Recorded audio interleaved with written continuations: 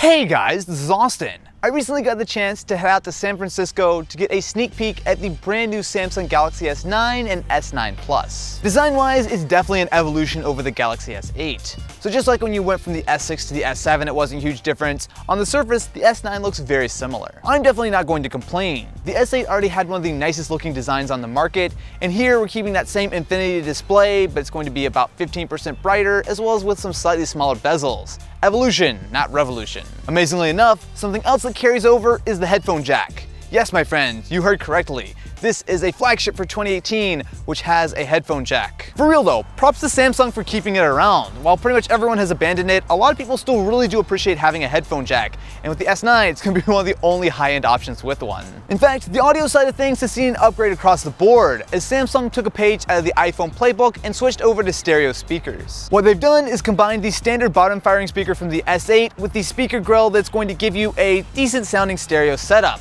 Now, it's not going to be quite as nice sounding as the iPhone X or Pixel, but it is a huge improvement over the previous generation. In my brief time with the S9, it sounds pretty good. And on top of that, you're going to be getting Dolby Atmos support. So this works not only with the speakers as well as the headphone jack.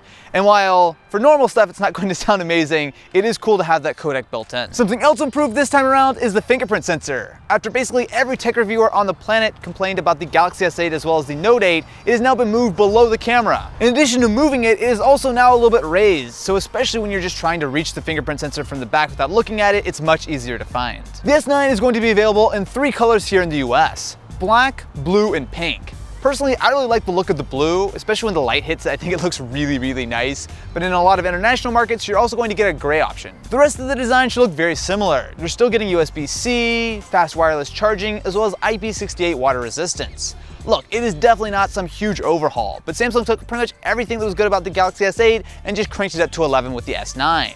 2 big thumbs up from me. Inside, you're getting the brand new Qualcomm Snapdragon 845 processor with 4 gigs of RAM on the S9 and 6 gigs on the S9 Plus. Not only is this going to be the first phone launching with it, but you're also going to be getting a 25 to 35% performance improvement. I'll have to take a closer look when I get the S9 in for review, but based on first impressions, it's blisteringly fast.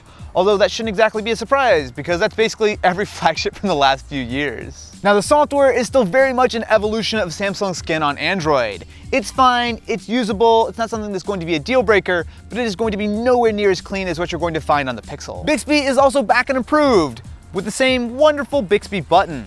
So there's a few improvements, so you can now use Google Translate to translate text live as opposed to taking a photo, but for the most part, I think everyone's just going to ignore it and use Google Assistant, or at least that's what I'm gonna do. One thing that hasn't really been improved is battery life. So the sizes are going to be the exact same, 3000 mAh on the S9 and 3500 on the S9 Plus.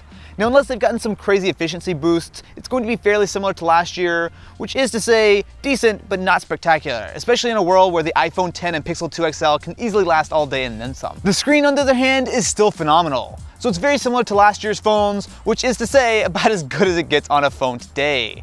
So it's going to be a little bit brighter, about 15% or so on the max brightness, but for the most part, it's going to be right up there with the very best that you can buy. One of the most exciting updates is with the camera. So while the S8 had basically the same camera from the S7, the new Galaxy S9 is going to have an all-new camera sensor, as well as it's going to be getting a telephoto option if you jump up to the Galaxy S9 Plus. The coolest party trick is an adjustable aperture. So this is typically found on higher-end cameras, and what this is going to allow you to do is actually adjust the amount of light coming into the shot. So you have 2 options here, f1.5 or f2.4. Now, unlike a normal camera, you don't have any options in between, but it is really nice to be able to have at least some flexibility when you take a shot. So for example, when you open it all the way up, while it's going to be a little bit softer, you're letting a lot more light in a low light situation. Whereas when you're out here on a nice bright day, you might want to close it down a little bit to get that extra bit of sharpness. Speaking of low light, there are also some other improvements, including taking up to 8 shots and combining them into one to be able to get better noise processing, as well as they had a little demo setup where you could actually see some of the low light photos in action. And it was very dark, so it looked pretty decent. But of course, this is something I'm going to have to try when I get it in for a full review. Now with the Pro mode, not only do you have the normal options to be able to adjust things like shutter speed and ISO, but you also can adjust the aperture here. But on top of that, there's also a new mode, super slow motion, which will record it up to 960 frames per second. The way it works is that we'll start recording standard 720p video at a normal frame rate, and then either when you manually trigger it, or you can set up a zone that will automatically trigger when it detects motion, it will record a quick burst of 960 frames per second video.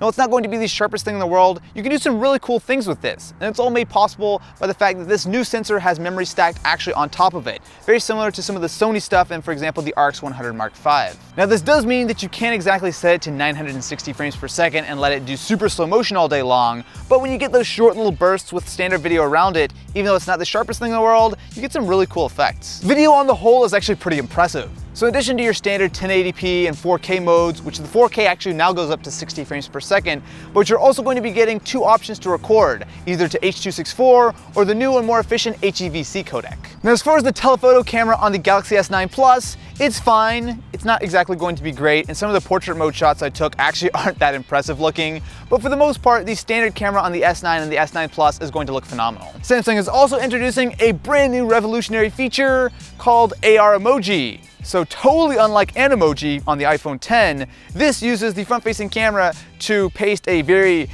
scary version of your face on an emoji, which then will be hilariously shared out not only as a photo or video if you want to record that, but as a series of stickers that go to your camera roll. The Samsung Galaxy S9 will be available for pre-order starting on March 2nd and will be going on sale on the 16th. Now yes, it is not going to be a huge update over the Galaxy S8, but there's a lot of nice little improvements here that does actually add up to a pretty nice looking package.